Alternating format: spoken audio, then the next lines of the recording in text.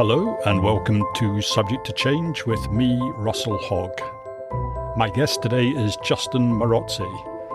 Justin is a journalist, historian, and one of the most evocative chroniclers of the Islamic world writing today. I think he's best known for Baghdad, City of Peace, City of Blood. But today we're going to talk about his latest book, Captives and Companions, and that has the subtitle, A History of Slavery and the Slave Trade in the Islamic World. So anyway, welcome, Justin, to the podcast. Thank you very much, Russell. Very good to join you today. And I just wanted to start off saying I just found this an absolutely fascinating book and a really terrific read, and I learned an absolute ton from it. But both slavery and attitudes to Islam, these are quite sensitive subjects. And I just wondered if you, or indeed your publishers, had any hesitations in tackling it. I don't think my publishers or I had that hesitation, but I just recall for the last 5 years working on this project, the numbers of friends who've just said something like, "Oh, that's brave," or "That's a bit reckless, isn't it?" And I don't think it's brave or reckless. I just thought, from a historian's point of view, this is a incredibly fascinating story. It's a very long, sweeping history. It certainly is controversial, and some people might find it sensitive as well. But I've tried to look at it as a dispassionate historian, putting, I think, emotion to one side, trying to put 21st century attitudes and prejudices to one side as well, and trying to tell the story as it was. And then maybe only using the more modern contemporary lens when you get into the 21st century and the stories about modern slavery and Daesh, Islamic State in Iraq and Syria and so on. I did think it was a very cleverly constructed book because you both pick on topics on the subject of slavery, but somehow it still seems to flow in a chronological way. And I wasn't quite sure how you did that, but I thought it was terribly clever. Thank you very much. I remember that was a very early conversation with my publisher who said at the time, about 4 or 5 years ago, your biggest challenge will be to manage that balance between thematic and chronological treatment, which I've tried to do. But it's difficult because we're essentially talking of 14 centuries of slavery and the slave trade across a huge time range, huge geographical range, and very big thematic differences. Concubines, eunuchs, slave soldiers, corsairs, etc., etc. So it's a massive field, really. It's a huge world. Okay, well, maybe we should start right at the start then. And so to what extent is slavery already established in the Arab world by the time of the Prophet Muhammad? Yeah, that's a good point to start on, because it sounds obvious, but I think I'd stress, obviously, Islam did not invent slavery on the Arabian Peninsula. When that religion was first revealed to the Prophet Muhammad in the years from 610, the Arabs had practiced slavery since time immemorial, as had the neighbouring Byzantines, as had the neighbouring Persians. So Muslim Arabs, from the time of Muhammad in the early 7th century, essentially are inheriting the traditions of their pagan Arab ancestors, and it just continues. Islam starts changing it when you have both the revelations from Muhammad in the verses of the Quran, specifically, a number of things, specifically legitimating slavery, saying that there's no sense that the Quran is calling for an abolition of slavery. That would have been really a non-starter when you're trying to promulgate a new religion. You want new believers, you want new converts, you don't want to put them off. So a lot of it was business as usual, and slavery forms part of that as well. But there is one difference, I think, in the Quran, is that it's very explicitly enjoins manumission, and there are sort of incentives. You will be rewarded in the afterlife if you, treat your slaves well, but more importantly, if you manumit them, emancipate them. And that's something I think that Muslims have always been aware of, following the Prophet's example from the very earliest days. And there's a phrase which you quote in your book. The Quran uses the phrase, "those whom your right hand possesses," and I just wondered, is that poetic language? Because the Arabic language is extremely poetic, or is there some sort of a euphemism here? I think it's a bit of both, really. I mean, yes, as you say, Arabic can be a very elusive, oblique, florid language. 10 words when you might get 2 or 3 in English. But I think the right hand is interesting as well, because there's that sense the right hand confers a sense of responsibility, trustworthiness, and honor. And so there's this sense that, you are responsible as a slave owner to treat your slaves well. You have responsibilities towards them. And the conventional word for slave, abd in Arabic, is really restricted in the Quran to like a slave of God. So all those names in Arabic, Abdullah, literally slave of Allah, slave of God, Abdul Rahim, and all the different names of God have that sort of slave prefix. So otherwise, the most common term, as you say, is those whom your right hands possess, and that is that's the most popular expression used in the Quran to denote slave. There may also have been a very sort of not that it's shameful, but it's a more sort of subtle form of words than the word slave. I mean, that will come later, obviously, outside the Holy Book. And Muhammad himself, as I understand it, he himself owned slaves, but he also had, amongst his most important companions, he had some freed slaves. Yes. So I just wondered, what is your take on that? I suppose, again, like we were saying, with the having inherited the tradition of slavery and the slave trade, there was nothing unusual in that at all. So it's not known exactly how many slaves he had. It's something between, say 16 and 20, mostly male, mostly manumitted, and some female as well, who were married in turn as well over the course of his lifetime. Things aren't completely clear, but we do certainly know that he had slaves. He was also gifted some slaves. He was gifted a concubine. He was gifted a eunuch. And those are two really important categories of enslavement, which I'm sure we'll talk about in the coming hour. Not least because they last the entire duration of the Islamic world till today. Both the concubines and eunuchs have gone into the 20th and even the 21st century. So yes, he's continuing the tradition. I think the main difference probably with the Prophet Muhammad is that there is this explicit message about benevolent treatment towards them, humane treatment towards your slaves, and not the imperative, but the desirability of emancipating them. Right. And of course, after Muhammad dies, the Arab Empire, it just explodes in the 7th and the 8th centuries, geographically. It's just one of the most astonishing things in history. So presumably at that time, slaves are being taken in very large numbers. And is there any legal restriction? And who is being enslaved and who is not? How is it working? Yeah, the Arab conquest is this really fascinating period, say 632 to 750, give or take, from the death of the Prophet Muhammad, even though the conquest obviously had started in his lifetime. But beyond the Arabian Peninsula, 632 to 750, the Umayyad dynasty, and as you say, slaves are taken in astonishing numbers.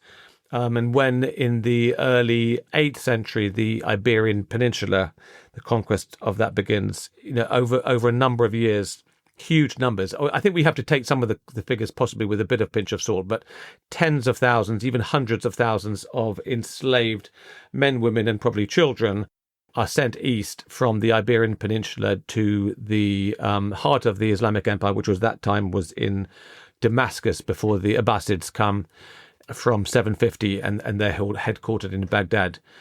A lot of them would have been simple slavery through conquest. Although there is a tradition of 20% of the spoils going to the leader and back to the sort of the Islamic capital, that leaves 80% to be sort of divvied up among the soldiers, and that would include women. It would include camels, horses, men of a fighting age. I think generally the older people were considered less valuable, less worth enslaving. You wanted sort of young men of fighting age, children who could also serve you, and certainly women as well, potentially as concubines or even domestic servants and slaves. And what legal rights did slaves have? I mean, and does it even make sense to talk about legal rights at this time in history? I think I'd probably say maybe change it slightly, say quasi legal rights. You cannot. As a Muslim slave owner, you cannot just simply abuse, mistreat your slave. There are legal responsibilities on you to provide humane treatment. A slave has a right to take you to court if he or she feels that you are abusing your ownership of them. And there was a great example of that in the 19th century in Egypt when the concubine called Shamsigul very brave woman who was basically raped and made pregnant by her owner, who was a very shifty figure who lied repeatedly to the police when he was interrogated. But she tried to put her foot down. And we only know about her story because of the statement she gave to the police in Cairo, and it's a very harrowing, disturbing story of a man's abuse of a vulnerable Circassian woman who had borne him a child, and his wife beat her so badly trying to induce a miscarriage. And you have very granular detail from this woman's deposition, and it must have been in an all-male world extremely difficult statement to make. But it's an example of, as someone who is enslaved taking their owner to court for mistreatment. And although we don't have the paperwork doesn't survive in terms of what definitively happened, it's likely that she would have been emancipated and he would have been faced some punishment, because it went right up to the Mufti of Egypt, the supreme religious authority, for his final pronouncement. I suppose that's one of the things about writing about this, is that so many of the stories, almost all the stories have from the slaves' point of view, they have just completely vanished. Yeah, that's right. And I think it's a challenge for the historian, and certainly I'm not the first to face it. It's very interesting looking at other historians and how they've talked about this, what they call the voices of the enslaved, and the efforts that are needed to almost excavate them from the historical record, which is difficult when the sources are so elusive, really. I mean, the great majority of these people's stories, the millions who were enslaved in the course of these 14 centuries, say from the 7th to the 20th century, have not left a record. So when you do find a close record, and there's some of the concubines in early 8th century and onwards Baghdad are fascinating, because there are so many chronicles about them, and that they're interesting badinage, the repartee they have at court, the poems they composed, the songs they wrote, have been passed down to us, and that's fascinating human insights. But I think it is a constant challenge to try to get to the voices of the enslaved rather than those around them who are in control. And is there some sort of a racial hierarchy in terms of desirability of who you're trying to enslave? I mean, you mentioned the Circassians, and actually, as you brought them up, I would really like to know, who are the Circassians, because they appear again and again in books, and the authors just seem to assume you'll know where the Circassians come from, and I have no idea. That's quite a difficult answer. I think the easiest way of putting it is to say they're from the Caucasus. White, both boys who would be taken to go and serve as slave soldiers for the Ottomans from about the 14th century onwards, a bit later, and females as concubines, especially desirable for the Ottomans in the 500 or 600 years that they hold sway from Istanbul. So yes, that's Circassian. It's really a sort of a people, but it's spread across various the borders that we now know within the Caucasus. Countries like Georgia and beyond. So the white Circassians are very valuable, but are whites generally more valuable? I think whites are generally more valuable, but more specifically especially with both Circassian concubines and white eunuchs as opposed to black eunuchs. I mean, generally, we're talking about both the Arab and the Ottoman worlds. The black African slaves were generally less expensive than their white counterparts. And there are a number of sort of passages which I think are quite difficult to read now today from Arabs in the 9th, 10th centuries and beyond, talking about the stereotype of an African man or woman. And there are astonishingly strong instances of racism from not fringe voices, but the absolute sort of, the A-list intellectual powerhouses of their time, people like Jahiz, one of the greatest Arab writers of his time, Masudi, Ibn Khaldun, the father of sociology, Ibn Sina, the father of medicine, known as Avicenna in the West. These men had strikingly consistent negative views towards black Africans. And I think that persisted. And I would say I encountered quite similar comments from modern Libyans during the revolution, especially when I remember there's an instance I talk about in the book when I was with a group of young revolutionaries and they shouted across to one of their black friends and just said Abd, calling him slave. They thought it was a joke. They thought there was absolutely nothing wrong. Their view was, nothing to see here. Justin, what are you saying? It's a joke. He understands it. There is no problem here. I don't think that's how he saw it, by the way, at all. Right. He was on the receiving end of it. But there is a persistence of racism, I think, towards Africans within the Arab world. It does survive in across the region. And speaking of the black slaves, I found your chapter on the Zanj. I don't know if I got the pronunciation right there, but your chapter on the Zanj Rebellion absolutely fascinating, because I think that's the biggest slave revolt in history, and yet in spite of that, I don't know how familiar people are with it. So can you give us just a bit of background into it? It is a really fascinating story, and I told it at some length in the book because it's a rarity in that it is the sources from the time. This is Jahiz, the writer I just mentioned, for his in the context of his racist attitude towards Africans. In the revolt of the Zanj Revolt, he is the main source, and he devotes about something like 1.5 volumes of his 40 volume history of the Islamic world to the Zanj Revolt. So it was a huge thing, and the language in which he writes the story changes, and you sort of sense him getting more and more worked up, more and more antagonistic towards the leader of the revolt, who was an Arab-born southeast of Tehran, a bit of a rabble-rouser, claimed he had a sort of hotline to God, and God had told him to come and rise up or help the enslaved black Africans in and around Basra rise up from their kind of debilitating menial enslavement and take power themselves. And it wasn't about abolishing slavery. He wanted them, and they wanted to be able to have slaves themselves. They were in no way seeking the abolition of slavery.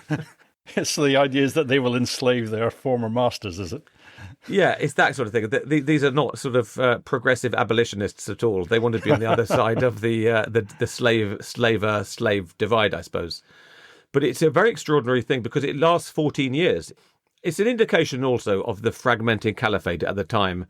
Headquarters had been moved from Baghdad to Samarra, north along the Tigris, and that itself was because of the necessity of keeping the Turkish slave soldiers, who were increasingly propping up the caliph, out of mischief and causing great resentment among the sort of aristocracy of Baghdad.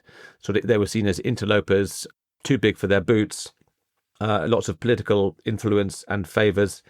And so the capital for about 80 years, or a little bit less, was moved from Baghdad to Samarra.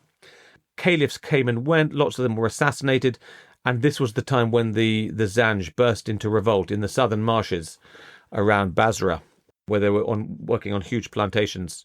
And I think the fact that it lasted 14 years and they were able to take over Basra, which was the second city of Iraq, as it remains to this day, is an indication that they brought the caliphate almost to its knees. It was a profound shock, which is why Jahiz wrote at such length about it. And eventually it was snuffed out in 883, only when the caliphate managed to stabilize after this rush of caliphs on and off the throne, very short reigns and lots of assassinations, and the caliph starts to get a grip and snuffs it out militarily.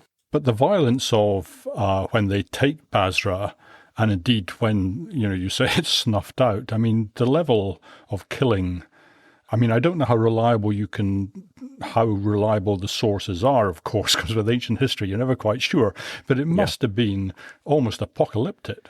I think it was very much apocalyptic. And as you said, we can't really have too much confidence in the figures. But, the chronicles talk about anything between 500,000 and 2.5 million. I mean, I think that they all sound enormous. But I think what it does show us, though, really is exactly that, the extent of that wholesale slaughter and bloodshed. And the Arabs, I think, found it almost galling and shameful that some of their finest sort of minds in Basra, poets and writers, were just hacked down, and black African slaves had revolted and were enslaving and raping Arab women from very distinguished lineages. They managed to turn the social order on its head, and for all Arabs, especially a writer like Jahiz, this was, it really was the apocalypse. And as you say, it goes on for over a decade. I mean, it's not a short-lived thing. No, it's absolutely not a flash in the pan. And I think there was a sense, I mean, I think a generation or two ago when this was written about by another historian, I think he ended with this sort of slightly, well, a bald assertion that this put an end to plantation slavery in the Arab world. It wasn't that. That's just not the true. And because we know as late as the 19th century, you have African workers on quite large plantations in and around the Arabian Peninsula in places like Oman, date plantations, clove plantations in Oman and Zanzibar, cotton in Egypt. So it wasn't an end to plantation slavery, but I think it really sent a strong warning to Arab Muslim leaders that having huge numbers, possibly hundreds of thousands of slaves working in close quarters on these big plantations was a dangerous undertaking, and it probably needed to be reduced to a smaller scale. One of my frequent guests is Jonathan Clements, and he's often on the podcast talking particularly about Japan or China and the Far East. But he actually, many years ago, he wrote a book about the Vikings, and he said that the Vikings found that the demand for them to go and find white slaves for the Arab world was increased, apparently, because the Arabs found that white slaves were considerably less dangerous than black slaves following the Zanj Rebellion. And, the dates kind of do tie together. That's a nice sort of historical coincidence as well, or connection. But I think that, and the Vikings were, also took no prisoners when it came to slavery. They were slavers on a phenomenal scale. Well, I guess they definitely did take prisoners in very large numbers, and then sold them down the river. Yes, I mean, and that really is the high point of slave revolt. I mean, there are sort of smaller, almost like coups from slave soldiers in places like Samarra and Baghdad, but it's nothing like what we saw with the Zanj, which was just this extraordinary, long, very bloody, and closely observed. Because Jahiz was was living at the time. He was almost reporting it as like a foreign a newspaper correspondent, day to day what happened. That is fantastic because, we've got these direct sources and that's so rare. Normally somebody's writing 250 years later. It's incredibly rare. And I think that's why anyone with an interest in that kind of period or in this subject and in Iraq, you fall on that volume and a half with a sort of a sense of relief and greed, because it's blow by blow what happened on this day and then this month, and then he took this side of the city and this number of people were killed on this day. It's fantastically blow by blow. You mentioned the Turks as these slave soldiers, and I guess they come into the Abbasid Caliphate, and if I have my dates right on the Abbasids, they start around about 750 AD. Yes. And they're kind of, I always think of them as the glory days of the Arab world, because this is when the Arabs are right at the forefront, science and literature Absolutely. and poetry and music. But in addition to all this, magnificence and pioneering in mathematics and so on, they're also pioneering the use of Turkish slave soldiers, which, in the first place seems slightly risky, but I'm just wondering, what is it that's driving them to do this in the first place? Yeah, it's interesting. I mean, you're right that it comes at that time, but slave soldiers within the Islamic world itself have already been seen from the earliest times in the Prophet Muhammad's armies, and certainly those of his immediate successors, in much smaller numbers, admittedly, but they are on the battlefield. By the way, in addition to freed slaves, of whom Bilal, one of my favorite early characters, who goes from being an Ethiopian slave to Islam's first muezzin, the caller to prayer, fights alongside Prophet Muhammad, and to this day enjoys an incredibly distinguished position in Islamic history. The man who went from slavery to become a jihadist and a soldier with Muhammad and the caller to prayer. And a black man to boot. Exactly. Transcending those more typical attitudes towards Africans among Arabs at the time. But go forward 100 years or so to 750, and I think the early 9th century particularly, it begins after that civil war between the two brothers, Amin and Mamun. Mamun prevails, kills his other brother, Amin, and there's this sense that, hang on, I need a proper army that I can depend on here. The old sort of aristocratic military class are unreliable. I'm going to pay for the best talent I can get. And I think there was no doubt at that time where that talent lay, and it was to the east in what is now Uzbekistan. I think generally I'd say Central Asia, but there are some specifics of some slaves coming in from what is now Uzbekistan. And there are these long passages. Again, that writer Jahiz, who keeps coming up in our conversation, wrote a long essay really about the merits of the Turk as a fighting soldier.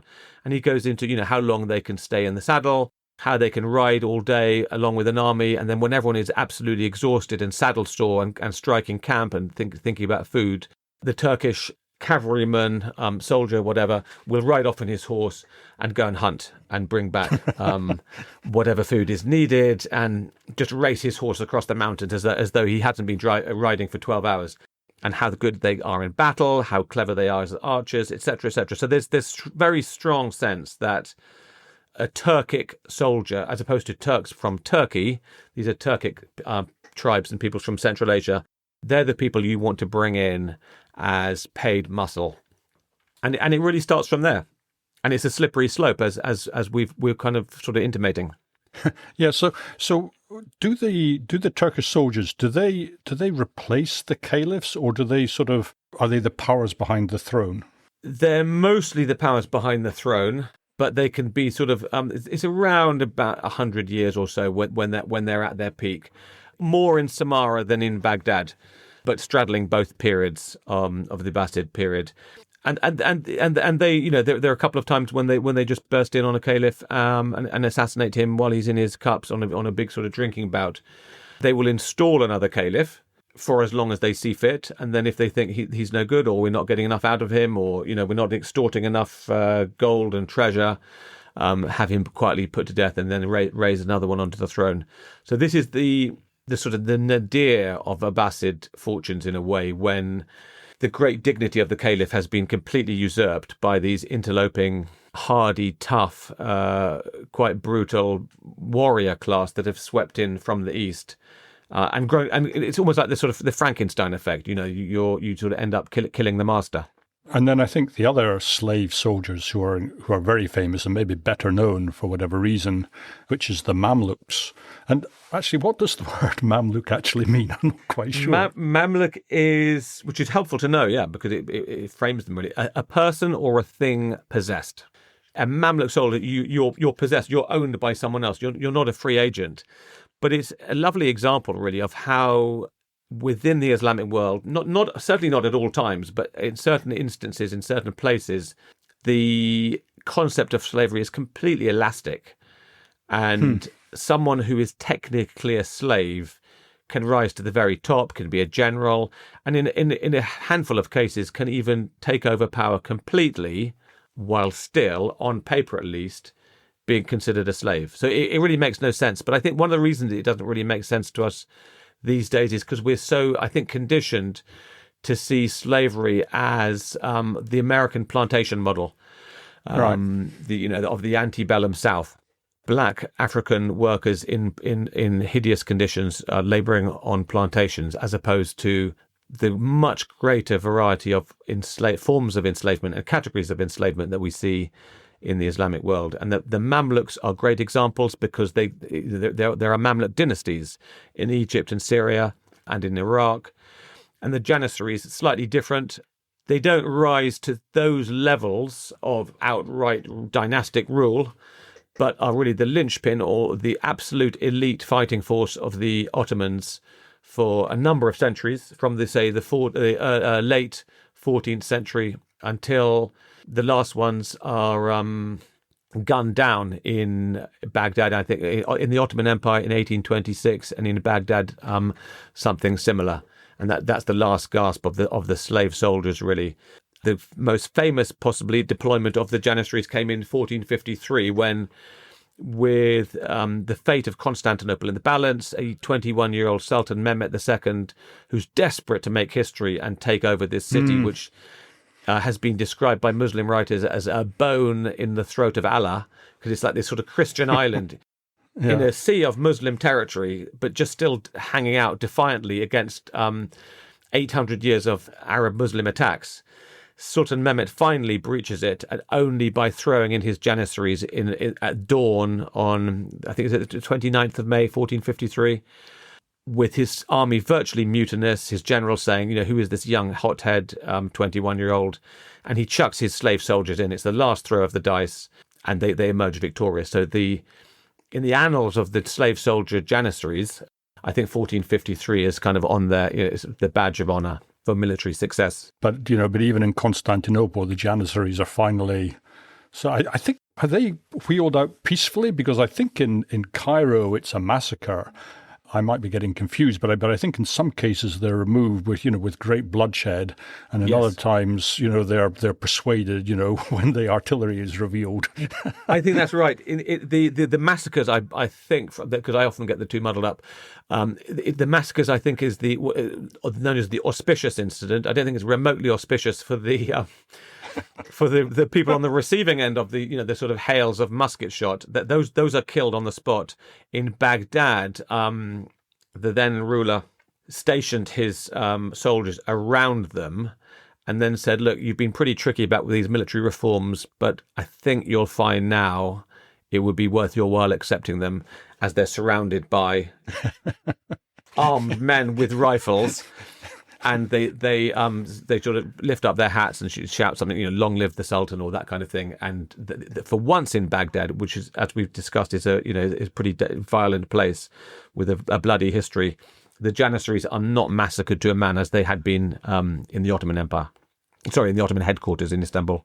And one of the great feathers in the caps of the Mamluks is that they beat off both the Crusaders and, astonishingly, they managed to beat off the Mongols. Yes, and there are those who say that the fate of Cairo hung in the balance as the Mongols were sweeping west from the Asian steppe, and the fate of Islam as well, some would argue. And only the Mamluks proved able to resist this absolutely formidable military force, because the Mongols were rightly seen as absolutely devastating fighting force, inflicting sort of great bloodshed and just strings of victory after victories until the Battle of Ain Jalut in, I think, is it 1260? And it's this very striking turning point and great Mamluk success. And then you have another slave soldier who takes power. His name is it's not Baba. What's his name? That's not Barbars, is it? That's it. Baybars. So yes, after the Battle of Ain Jalut, the Mamluk military leader Baybars feels that he hasn't been promoted to the very top, so he just launches a coup, plots his way up to the top, and seizes outright power. So another example of a sort of the meritocratic side of slavery, in a way that you could, depending on your qualities, go to the very top. It mustn't be seen as representative of slavery in the Islamic world, but there is that kind of. It's almost like their version of the American dream. It's this tantalizing prospect you can, if you go to the very top, or you're intelligent, you can make it to the top. And then you mentioned earlier on concubinage, and so I guess an enormous part of slavery at the time must have been slavery for sexual purposes. And you talk about life in the court of Harun al-Rashid, if I've got that right, again at the height of the Abbasids, where it just seems like a glittering life. And I guess there's both the high life and the rather more depressing low life. But could you just say a little bit about the high life in the court of Baghdad at that time? Yeah, it's difficult to ignore it, and I think the danger of a historian is that you get a little bit too sucked into the sort of the glittering element of it. But the fact is, it's absolutely compelling. The sources, for once, are pretty rich and detailed, down to individual concubines, and astonishingly detailed accounts of verbal contests between singing slave girls, concubines. I think we've sometimes talked about courtesans and concubines, and it's not always clear where that divide lies, because not least because the chroniclers themselves don't make it. But the sources are full of wonderful stories, and I think I had three particular young women, Inan, Arab, and another one, who just have you have also little potted biographies of them, and One claimed to have slept with 8 different caliphs, which is an astonishing sort of admission, both of her ability to attract the leader of the Islamic world for 8 different caliphs. And she was asked what she looked for in sex, and she said quite bluntly, a hard prick and sweet breath.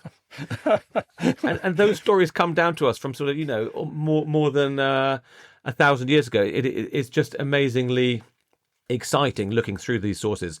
And you also have instances of cruelty and a concubine who had fallen in love with her master and caliph, and when he's deposed, she gets treated quite badly, and you hear stories of them being beaten and in some cases dying.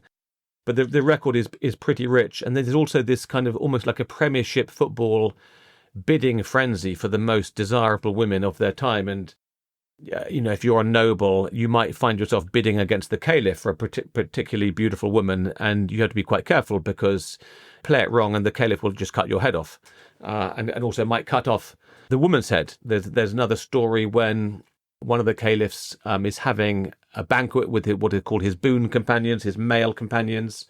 A eunuch comes up to him, whispers in his ear. He gets up from the table, looking at, something urgent has come up, disappears for a few minutes, comes back completely out of breath. And then a server brings a platter with a sort of silver cover on it, lifts the cover, and it's the severed head of a very beautiful concubine. And the caliph says, I'd had my suspicion that she was having illicit relations with another woman in the harem. So I checked out what was happening, and she'd been found in bed with another girl. And he just has her head cut off there and then and comes back to the banquet. And the dinner continues as though nothing untoward had happened. So these are sort of capricious leaders who can, make or break you, kill you, make you incredibly rich at the drop of a hat. And the concubines fall into that category. Some will go on to become incredibly wealthy individuals in their own right. They become freed. They become patrons of the music scene in their own right, and they can have their own slaves as well. In turn, can they have sex with their own slaves, or is no? That was there was one example of this. This came with either the Caliph Omar or Abu Bakr, and a woman. An Arab woman took a slave and was sleeping with him, and then thought she should ask to make sure this was okay, and it was scandalized the leaders of the Islamic world and said, no, absolutely, that is not okay. It was okay for a male slave owner to have sex with his female concubines, but a woman did not have the corresponding right at all. No, not a non-starter. But that doesn't mean it didn't happen either, because there's always this tension. I think I came back to it again and again in the book. There's that tension or disparity between what is ordained or permitted by law and what actually happens, because throughout this story you find Muslims who are being enslaved by fellow Muslims. That is emphatically not allowed, but it happens. I was going to ask about that if it came up, and you brought it up because the Ottoman Turks, they're a great enemy when they're not bashing the Christians and heading off to Vienna. But when they're not doing that, they're usually heading off to Iran to try and, bash the Iranians. And as I understand it, it's okay to take, the good citizens of Vienna as slaves, but the Persians, they're also Muslims, aren't they? So are they allowed to take them as slaves? I don't know. I think there are two good examples of Muslims enslaving fellow Muslims. As you say, that the Ottomans who launched numerous slave-taking raids on the Iranians, especially in about the 16th century. And I think you'd often find this sort of quite mealy-mouthed justifications. It's that tired-old formula, they're not Muslims, they're infidels. And, you can hear that from radical Islamists to this day, when, justifying certain behavior towards what you and I might say, their fellow Muslims. They will say, well, they're not Muslims, they're infidels, they've lost their way, they've strayed from the true faith, and they're going to get what's coming to them. And then the other time, I think, is not one specific place, but in sub-Saharan Africa, across the centuries, in different periods, there are raids led especially by Arab Muslims south of the Sahara, and enslaving fellow Muslims who find that the beseeching letters can be written to the leader of the Islamic world saying we've been raided and enslaved, which is against the holy law. But that's just, I suppose, a very obvious way or sense that in which people routinely would take no notice of the law and be motivated by commercial gain. I want to talk about the trans-Saharan trade bit, but before we do that, I sort of felt it was a companion piece with the concubines, and that's the eunuchs. And actually, Yes. That's a subject I find absolutely fascinating. And I feel it doesn't really get talked about very much in history books. And maybe, I don't know, people are just squeamish. I don't really know. But I was so happy to read your chapter on it because it was really, really interesting. And so where does the practice of eunuchs come from? Is it from Byzantium? Is it from Persia? Is it from China? Where is this coming from? I haven't done detailed sort of like comparisons of eunuchism around the world, but we know, for example, that ancient China, ancient Greece, ancient Egypt, and certainly ancient Persia all had that category of enslavement, and quite often fulfilling similar roles. So in the Islamic world that we're talking about today, I think one of the primary purposes is to guard, supervise, police the harem of royal or imperial, or at a slightly lower scale, noble women. But, harems are not for the middle classes. They're not for the masses. They are for a very small elite. But the women, and in some cases it'd be hundreds, possibly even thousands. Again, I think you hear some, caliphs who might have had 4,000 concubines. One wonders if that's strictly true. But again, the numbers must have been pretty vast and enormous. But they must be kept away from prying eyes, men on the prowl. And so the safest person to police your female entourage is a man with no testicles, because he's less of a risk to you. It's funny when you said you enjoyed that chapter, because I think some people would find it wince-making, especially the detailed descriptions of some of the operations, which are horrible. I mean, well, do you want to just, because you said that a man without his testicles, but as I understand it, there were two potential ways to become a eunuch. You could lose your testicles, or you could lose your penis as well. And a third, which is both. I remember A.A. Gill described his cancer, I think, as the full English. And the full English, or the full Islamic, full Ottoman maybe, was the removal of both, because there are instances, apparently, tales of eunuchs who'd had their testicles removed, still having illicit sex with concubines. So that did happen. I think the casualty rates probably would have been much higher for both, but it's difficult to know exactly. I think you're getting like in 19th century European views who are appalled by the practice, and possibly they're exaggerating, but they're figures of sort of at least 1 in 3, possibly more, losing their lives because it's such a dangerous operation. And you hear that when you hear the sort of substances that were used to cauterize the wound, tar, honey, mule dung, and sand. The young boy not being allowed to urinate for a day or two, the agony that entailed, and the high chances of infection on the urethra. And I gather that as part of the process, quite often the young boys would be buried in sand, so to prevent them from moving. To prevent them from moving, exactly. It's also interesting because the holy law, Sharia law, prohibits castration. It is considered a mutilation of God's creatures. But what happens is interesting, I think, the way that these great Muslim leaders, who aren't just sort of powerful people, that we're talking about literally the leaders, sultans, Ottoman sultans and Arab caliphs, the leaders of their respective Islamic empires, sort of conveniently look to one side. So the boys are not castrated by Muslims. They're often castrated by, for example, Christian monks in Right. Egypt and Sudan.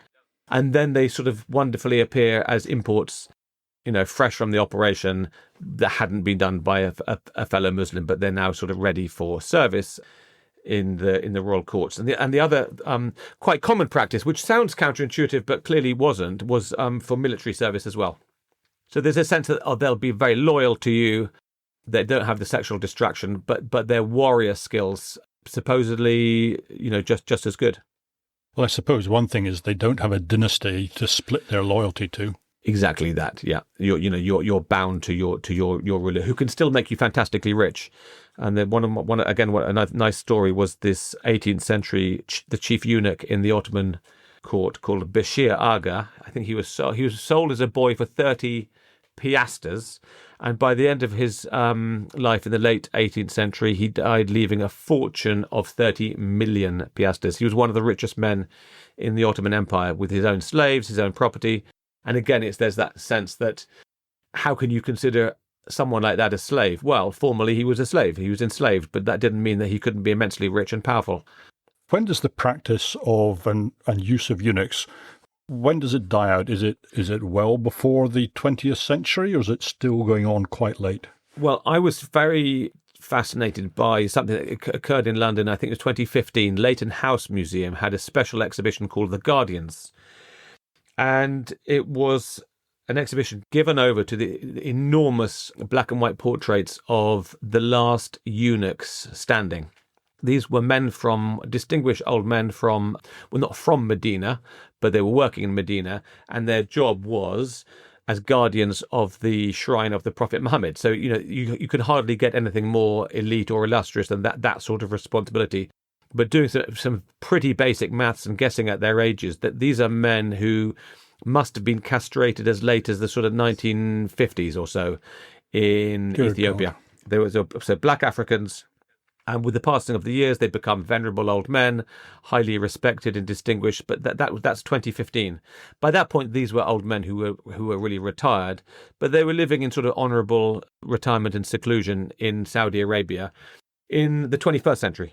So it goes on right till the end. And when you see the Ottoman Empire collapsing in the years after World War One, there are reports of the concubines being freed, the eunuchs still being asked to testify against the last sultan and so on.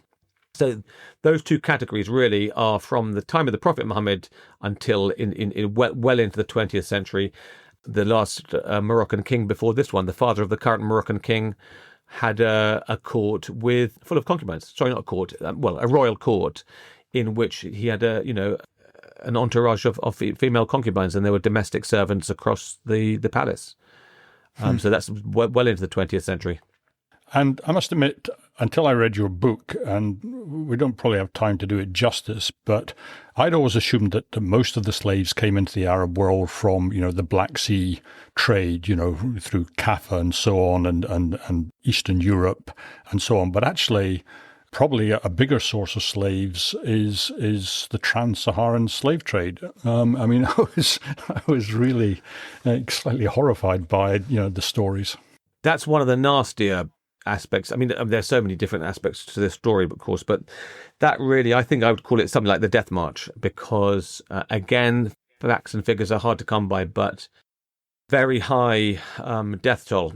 You start to see more information and stories from 19th century British explorers, English and Scottish, Germans as well, who are sent by their government to essentially, in their word, penetrate the African interior, explore commercial opportunities, and they come across the ancient Saharan slave trade, and are almost, to a man, horrified by it, and observe it quite closely, looking at figures, market prices, and in particular the what they would say was the deeply inhumane treatment.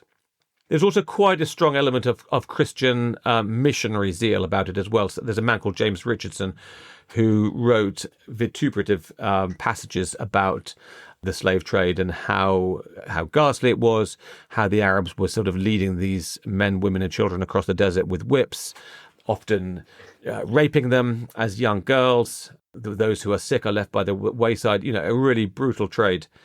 But I think that is also part of a wider story that in which Africa really bore the brunt of this sustained, you could even say insatiable demand for enslaved labor in the Arab world and then the Ottoman world after that. And I think that what's interesting looking at figures, these figures, I think, again, a little bit tentative, but it shows that the two trades are similar numerically. The Atlantic trade between the 15th and 19th century, that's something like between 11 and 14 million Africans enslaved, so in a shorter period of time. In the slave trade in the Islamic world, it's something like 12 to 15, possibly even as much as 17 million, and that doesn't include Indonesia, Malaysia, or India. So vast numbers of Africans being enslaved over a much longer period. So it's sort of more diluted numbers rather than that intense period of the Atlantic slave trade, but the numbers are comparable. And I think I'd also say that the literary or historical treatment has not, we have much more focus on the Atlantic slave trade than this very different story of different types of enslavement, but over a much longer period. And another, very different but terrific part of your book is about the Barbary Corsairs. And these are these seaborne slavers from, it's the Ottoman Empire, I think, but they're sort of half independent kingdoms. Yes. In Tunisia, Morocco, and then you've got the famous Sali raiders. And as I say, we don't really have too much time to talk about them. But one of the things that really struck me was how many of the Corsairs, or how many of the leaders of the Corsairs, were turncoat Christians. And so what was going on there? Exactly. I think that this is interesting as well, because I think the conventional European Western perspective on this is that Barbary Corsairs are Muslims enslaving Christians. It's a simple, it's almost sort of, a brown or black on white picture. And the reality is that it's a much more mixed, I called it a free-for-all, because you just see Scots and English, other nationalities rocking up to North Africa, to Tunis, Tripoli, and Algiers in particular. And in the parlance of the time, in, say, the sort of 17th century, turning Turk, meaning converting to Islam, really almost out of just complete, convenience, because you've joined a pirate lair in those cities. As you say, they're semi-autonomous from the Ottoman headquarters in Istanbul. And then it's just this great, and very bloody, actually, bouts of piracy on across the Mediterranean and also much further beyond. Even there are cases of repeated harrying of the western, Cornwall and even Ireland, and a more bloody raid in the 17th century on Iceland. So from North Africa to Iceland, pretty adventurous, pretty enterprising, pretty bloody, nasty stories of babies being thrown into fire, women being raped. But the faith element is much more mixed than I think we appreciated perhaps a generation ago, and a newer generation of Arab and Turkish researchers are making the point that this is a much more Christian on Muslim, Muslim on Christian, Jewish on Muslim, vice versa. The Mediterranean, doesn't really set too much store by the faith. So it's about capturing someone's ship, taking the women, taking the gold, the treasures, and so on in a very sort of anarchic way. But you're right; it's a very interesting narrative and strong stories, strong characters. People like Barbarossa as well. Red Beard, who goes from really being a pirate to Grand Admiral of the Ottoman fleet. Another instance of someone who kind of transcends a sort of slave status to become, in a way, he remains a slave as Grand Admiral, but he's one of the most powerful men in the Ottoman Empire. And does he not fetch up in Toulon and basically eating them out of house and home, and with his girlfriend? I can't remember the story exactly, but I can't remember if that's Barbarossa or another one of the Ottoman admirals.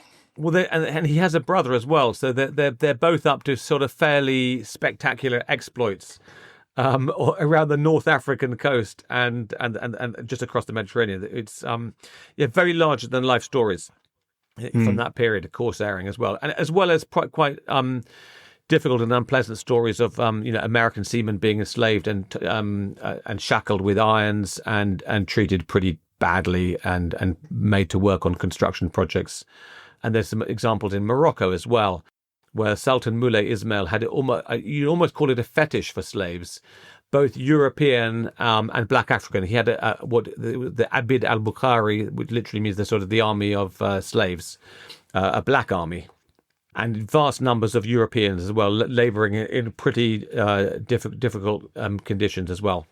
Yeah, because I don't know if it's true or not, but there was a story, I think, that Moulay Ismail, he has 500 concubines who, amongst their other duties, is pulling him around his city in a sort of a chariot. I don't know if that's true or not. He's a very extraordinary character.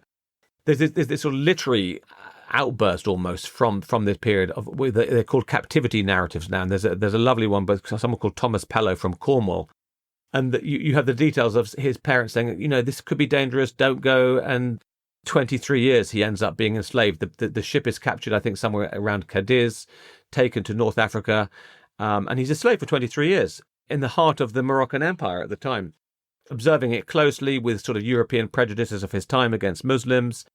And obviously he's got a story to sell as well. So you suspect it's a bit, hyped up a little bit, but a fascinating read and really valuable historical material.